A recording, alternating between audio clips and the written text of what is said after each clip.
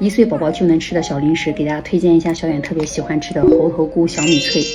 它这个零食和别的零食不太一样，它这每一颗里面有足足1/4的真虾仁粒，用小米来打底的，上面黑色的这个它是黑芝麻，还有黑芝麻和猴头菇的这个谷物的香味，每一颗吃进嘴巴里就是又酥又脆，又鲜又香。我发现小朋友的零食真的又好吃又有营养，还特别健康。